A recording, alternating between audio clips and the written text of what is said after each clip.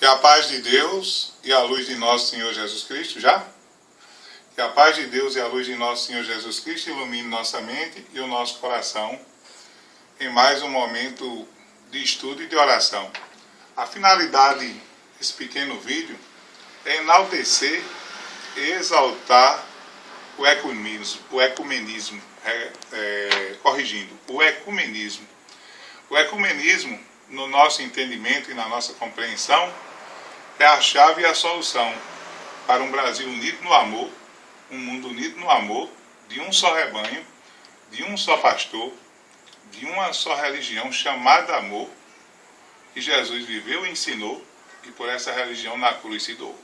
Não só Jesus, mas todos os avatares, todos os enviados. Há 5.000 anos atrás, na Índia, nós tínhamos Krishna. Krishna já pregava a lei da evolução, a base da reencarnação, foi um avatar de luz, um enviado de amor, que merece o estudo através do Bhagavad Gita. O Bhagavad Gita tem 5.000 anos e já mostrava a igualdade e a irmandade de todos os seres. Quem quiser estudar, pode estudar, que compreenderá a irmandade, aonde ninguém paga sem dever, aonde ninguém recebe sem merecer, na lei perfeita da reencarnação, que reflete os direitos iguais para todos os irmãos que povoam o planeta Terra. Em seguida nós temos Siddhartha Gautama, Buda, que automaticamente nós estamos mostrando uma imagem popular, porque Buda não tinha essa obesidade, é claro, é evidente. Buda viveu 500 anos antes de Jesus. E tudo que Jesus falou anteriormente, Buda, se não falou igual, falou semelhante ao que Jesus ensinou. Então, antes de Jesus vieram os avatares. Avatar quer dizer enviados. E esses enviados tiveram a finalidade de preparar terreno para a chegada do príncipe da paz e do amor, Jesus Cristo, nosso Senhor. Na Santíssima, na Madre Igreja Católica, se fala em nome do Pai, do Filho, do Espírito Santo. Amém. Muitas pessoas não entendem nem compreendem a profundidade de quem é Deus, de quem é Jesus e de quem é o Divino Espírito Santo. Dentro do estudo do cristianismo redivivo, através do Consolador Prometido, que em 1857 chegou através do senhor Allan Kardec na codificação, nós passamos a entender com mais perfeição, numa abertura de esclarecimento e de orientação, que dentro desse aspecto nós temos Deus como nosso Pai, Jesus como nosso irmão e o Divino Espírito Santo como sagrado exército de luz que coordena a vida na terra em nome de Deus e de Jesus. Então, nós observamos que um São Francisco de Assis é um Divino Espírito Santo. Nós observamos que um Siddhartha Gautama é um avatar de luz, é um Divino Espírito Santo. E Jesus, então, é nosso irmão, ele não é filho de Deus. Nós não somos filhos de Deus, então, automaticamente, Jesus é o irmão mais velho, mais cheio de luz, governador da Terra, aquele que coordena o planeta Terra com amor e nos orienta e nos educa, embasado nos ensinamentos do Criador. Ele é um intérprete do Criador. É tanto que Jesus disse: eu não faço a minha vontade, mas faço a vontade daquele que me enviou. Eu e o Pai somos um. É aí que muita gente se engana. Quando Jesus diz eu e o Pai somos um, pensa que Jesus é Deus e Deus é Jesus. Não. Uno no amor. Jesus, ele disse: eu não faço minha vontade, mas a vontade daquele que me enviou. Então Jesus é nosso irmão, que alcançou um grau de evolução de tanta luz, que foi responsável pela formação do planeta Terra. E sobre isso Jesus disse para nós: antes de Abraão ser, eu já era. Abraão viveu quantos mil anos antes do Cristo? 2, 3, 4, 5 mil anos antes do Cristo? Viveu Abraão? E Jesus disse: antes de Abraão ser, eu já era. Então, Jesus já existia, pré-existia, né? Jesus pré-existia antes de Abraão. Então, hoje, com a luz da reencarnação, a gente sabe que iremos viver no ecumenismo do grande amor, que é um só rebanho e um só pastor, uma só religião chamada amor. Por que Jesus viveu e ensinou? Porque a terra está passando por uma grande transição, aonde Jesus disse que os bodes serão separados das ovelhas e o joio será separado do trigo. Então, o nosso convite é que as pessoas, eu estou aqui presente, meu nome é Pedro, e o nosso amigo e irmão Odilon está aqui a nos dar essa oportunidade de gravar esse pequeno vídeo, de convidar as pessoas a instituírem em seus lares um pequeno local de luz chamado Evangelho no Lar, onde possam orar pelas almas sofredoras. Porque a maior parte dos seres humanos que estão deixando seu corpo carnal, encerrando a sua missão na densidade carnal, a grande maior parte está em grande estado de desarmonia, de perturbação e de aflição, porque durante a terra esses irmãos não cumpriram bem sua missão. Viveram mergulhados no egoísmo, no orgulho, na vaidade, na prepotência, na arrogância, na violência, e viveram fazendo os outros chorar. E na lei de ação e reação, quem com a espada fere, com ela será ferido. Se a gente fizer alguém chorar, a mesma lágrima no nosso rosto irá se derramar. Então, o motivo desse pequeno vídeo é incentivar as pessoas a orarem pelas almas sofredoras, pelos doentes, pelos necessitados, não só da vida carnal, mas da vida espiritual. Aqui nós improvisamos um pequeno altar, onde vemos expressões católicas, onde vemos expressões umbandistas, onde vemos expressões orientais, católicas e espíritas, na presença de Chico Xavier e Emmanuel, e com certeza nosso irmão Allan Kardec, a foto não está aqui, mas com certeza é algo improvisado, que queremos apenas dizer que uma andorinha só não faz verão, e que a gente não é flor que se cheire não, porque se a gente fosse luz, a gente não morava nessa densidade carnal, a gente já estava entre os divinos Espíritos Santos de amor, morando nas cidades do reino de nosso Senhor. Nós não estamos, por quê? Porque temos muito que melhorar. Jesus disse que tudo aquilo que nós pedirmos pelos nossos irmãos, o mesmo Pai vai nos dará. Então é do nosso dever, todos os dias de nossa vida, dizer: Senhor Deus, eu peço perdão por todos os meus pecados. Eu perdoo todos que me magoaram e peço perdão a todos a quem magoei. E gostaria de orar e suplicar em um Pai Nosso de amor, em uma Ave Maria de luz, por todos os sofredores, doentes e necessitados, sejam eles da vida espiritual ou da vida material. Será que a gente para vibrar com amor pelos filhos da dor? Jesus no seu Evangelho foi muito claro, irmão Odilon, que está aqui me ajudando, a cada um segundo suas obras. Ele não falou em nome de religião. A cada um segundo, está em Tiago, na Bíblia. A cada um segundo suas obras. Em seguida, em Tiago também tem: uma fé sem obras é morta. Me mostra tuas obras que eu te mostrarei tua fé. Você veja bem como Jesus enfatiza as obras. Nós sabemos que uma fé só de oração, sem a gente trabalhar para esse mundo melhorar, ajudando os sofredores, tanto na ação quanto na oração, nosso planeta, cada dia mais, obscuro pela ignorância daqueles que ainda não acordaram para a luz, permanecerá ainda um longo tempo de sofrimento e de dor. E o nosso objetivo é incentivar.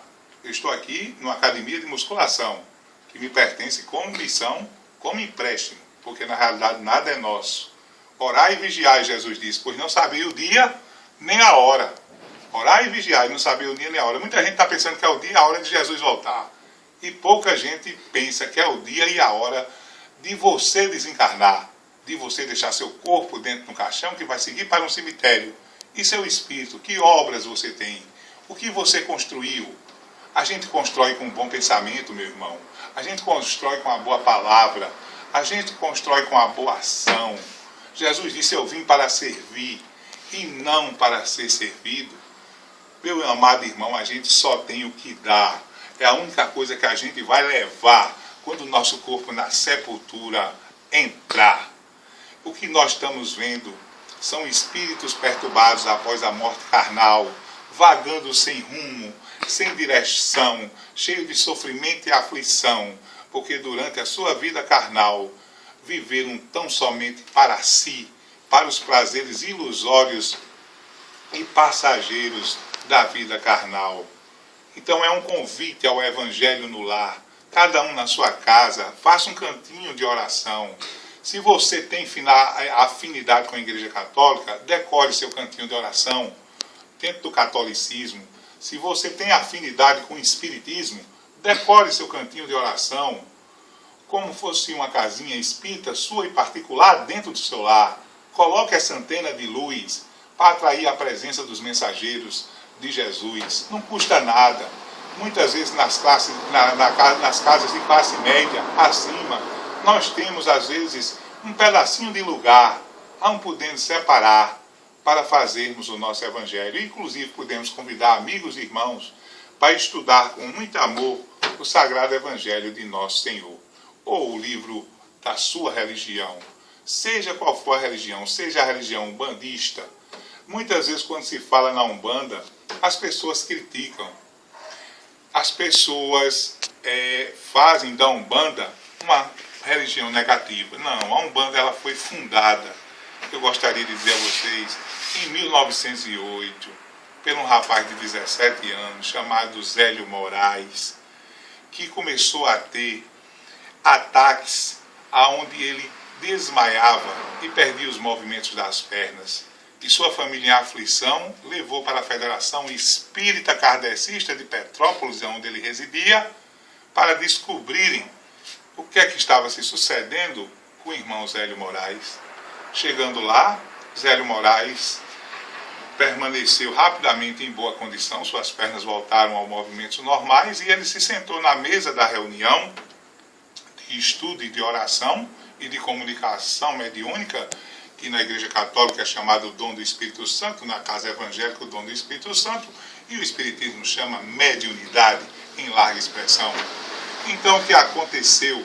Aquele rapaz de 17 anos se concentrou junto com os outros médios já anciãos da cidade de Petrópolis em 1908 e recebeu a presença de um caboclo chamado Sete Encruzilhadas, que em vida anterior teria sido Frei Margarida, que tinha previsto o terremoto de Portugal e tinha sido queimado na Santa Inquisição por heresia, e posteriormente o terremoto de Portugal aconteceu. Se procurar nos anais da história, vocês encontrarão o terremoto de Portugal, vocês encontrarão o terremoto de Portugal e a destruição parcial de Portugal. Então, o Frei Margarida reencarnou no Brasil colonial como um pajé e desenvolveu um conhecimento de fitoterapia e aprendeu a curar através das ervas tão fecundas das matas brasileiras. Então a Umbanda foi fundada na palavra de Zélio Moraes, na palavra do caboclo Sete Encruzilhadas, que teria sido o Frei Margarida, e o Frei Margarida disse que essa seria uma religião para o espírito da caridade. Toda religião, meu amado irmão, dedicada à caridade, ela está incluída em dai de graça o que de graça recebeste. Se alguém cobrar alguma coisa para ensinar, orientar, iluminar, esclarecer e educar e mostrar à humanidade que a morte não existe, que a vida continua e que você leva a vida que leva e que você é responsável pelos seus atos e que toda enfermidade que você tem não é nada mais do que o ato de contrição da Igreja Católica, que diz: meu sofrimento é minha culpa, minha máxima culpa, minha tão somente grande culpa. Então a Umbanda, como o kardecismo, como o cristianismo redivivo através do Consolador Prometido, que é o kardecismo, e a Umbanda, elas vieram com finalidade de atender. Só que a Umbanda veio atender o povão, porque quando foi fundado em 1908, o Sistema Único de Saúde, como até hoje ainda tem muitas deficiências. E nessas deficiências do Sistema Único de Saúde, aqueles seres que tinham sido preto velhos, raizeiros, caboclos, pajés, conhecedor profundo da flora brasileira, eles tinham capacidade de cuidar das criancinhas, dos velhinhos, doentes. Em 1908, em Petrópolis, através do nosso irmão Zélio Moraes, na Umbanda, na primeira tenda de Umbanda chamada Nossa Senhora da Piedade. Inclusive o Estado brasileiro não permitia fundar nenhuma instituição religiosa que não levasse o nome católico. Ela foi fundada Nossa Senhora da Piedade e ela foi a primeira tenda de Umbanda que trabalhou na caridade e muitas pessoas foram curadas. E naquele dia, naquela mesa de madeira, na Federação de Petrópolis Kardecista, o rapaz Hélio Moraes disse: amanhã na minha casa eu estou fundando um novo culto chamado a Umbanda, com finalidade de atender os carentes, pobres e doentes. Estou fundando esse culto. E através desse médium veio o Caboclo, o Encruzilhada, veio o Pai José, um preto velho, e veio outras entidades através dele curar e ajudar os necessitados a se levantar. Na Igreja Católica, a mediunidade é chamada de uma forma diferente. Cada canto, os seus dons, os dons espirituais tem nomenclaturas, me perdoe, tem nomenclaturas de formas diferentes, não é isso? Mas todas merecem respeito. O que eu quero dizer é que toda religião é luz e que nós precisamos. Poucas pessoas oram pelos sofredores, pelos doentes e praticam a caridade. Nós precisamos viver com retidão, estender nossa mão, dividir nosso pão, dar carinho, compreensão, atenção e, acima de tudo, meu irmão Odilon, nós precisamos arrependimento e perdão, porque o espírito, seja ele no corpo carnal, ou seja ele já livre do seu corpo carnal, o único caminho da porta estreita de luz que leva ao reino de Jesus é o arrependimento. Tem muita gente sofrendo com ódio, com ressentimento e rancor. A Terra está passando por uma transição, a Terra vai passar por uma limpeza aonde os espíritos dos marginais, assassinos e ladrões, os espíritos que não querem se consertar na luz, serão levados a outros locais, outros planetas, porque Jesus, no seu Evangelho, é muito claro quando ele diz: na casa do meu Pai há muitas moradas. Então a gente, olhando para as estrelas do céu, olhando para esse universo infinito, nós passamos a compreender que existem planetas mais evoluídos do que o nosso, menos evoluídos do que os nossos. Eu estou aqui conclamando a nação brasileira, ao mundo inteiro que puder, através dessa pequena mensagem de luz, cada um na sua casa, fazer o seu local de oração, seja em sintonia evangélica, seja católica, seja budista, seja umbandista, seja espírita, seja a afinidade de amor que você tiver com o Criador, você monte seu local de luz e ore e peça a Deus pela paz da humanidade, pela união da humanidade. Aquele que tiver mais, ajude o que tenha menos. Porque é como São Francisco disse, meu amado irmão, é dando que se recebe, é perdoando que seremos perdoados. É morrendo isso aqui, esse corpo carnal tão frágil, que renasceremos para a vida real, que é a vida espiritual. A gente sai de casa, não sabe se volta. E aí, que obras nós temos? Vamos fazer uma reflexão. Que obras nós temos? Que obras? O que é que a gente tem feito de bom para o próximo? Jesus disse: se você não ama seu próximo que você vê, como é que você vai amar a Deus que você não vê? Se você ama seu próximo, se você não ama seu próximo que você vê, como é que você vai amar a Deus que você não vê? Então quem de nós ama a Deus? Nenhum de nós. Somos tão egoístas que não amamos a Deus. Mas Jesus disse que teríamos o quê? De pagar cetil por cetil de todo o mal que tivéssemos praticado para nossos irmãos. Mas eu pergunto, Jesus deixou outra opção de pagar os pecados? Deixou. Em Atos dos Apóstolos, Pedro falou: o amor cobre uma multidão de pecados. Então a gente não paga os nossos pecados só no chicote da dor. A gente paga também na caridade. O exercício do amor é a prática da caridade que Jesus ensinou. Quem praticar a caridade, quem estender sua mão e dividir o seu pão, vai se transformar num verdadeiro cristão. Estará cheio de luz, ou em qualquer religião terá crédito com Jesus. O que salva não é religião. Religião, o amado irmão já sabe o que quer dizer religar o homem a Deus. Cada um na sua casa, abra sua antena de luz. Lembre-se de orar pelos sofredores, porque água mole, meu irmão, e pedra dura, tanto bate até que fura. Estudando o Evangelho de Jesus, na luz da sua religião, praticando a caridade com amor, quando a gente for conviver com os nossos irmãos e a gente quiser magoar alguém, a consciência vai cobrar. Porque eu digo a você, meu irmão, tudo na vida que nós fazemos, nós filmamos com esses dois olhos, e gravamos com a consciência. O céu e o inferno é a consciência de cada um. Cada um filma com os olhos e grava com a consciência. E na hora que a gente morre, a gente assiste nossa vida todinha passando diante dos nossos olhos. Do dia que a gente nasceu ao dia que a gente está morrendo, nós observamos o que nós fizemos. E queira Deus que na hora que a gente morrer, na hora que a gente desencarnar e o corpo físico deixar, nessa hora que isso ocorrer, queira Deus que o nosso lado positivo seja maior do que aqui, ó, o negativo. Está aqui o positivo, está aqui o negativo. Quem tiver seu lado positivo de boas ações com amor, esse é um verdadeiro seguidor. Porque Jesus disse, aquele que perder a vida na terra por amor a mim, esse ganhará a vida eterna. Eu vejo nas religiões, eu entro em várias religiões e vejo falar em fé, mas não vejo falar em obras. Fizeram muitas vezes, como Jesus disse, de sua casa, uma casa de comércio, uma casa de dinheiro, uma casa de enricar. O que tem mais andando na escuridão, meu irmão, eu posso dizer sem medo, é religioso. Os religiosos do nosso mundo, eles estão andando na escuridão porque foram casa de ferreiro, espeto de pau, ou então foram lobos com pele de cordeiro, ou então o túmulo caiado de branco por fora e podre por dentro, lembrando a palavra de Jesus que diz, a quem mais é dado, mais será cobrado. Todo religioso de qualquer religião é mais responsável. Se um índio matar outro índio, o pecado dele perante a Deus, meu irmão Odilon, é deste tamanhinho, porque ele é um ignorante. E foi Jesus disse no alto da cruz, perdoa, Pai, que eles não sabem o que fazem.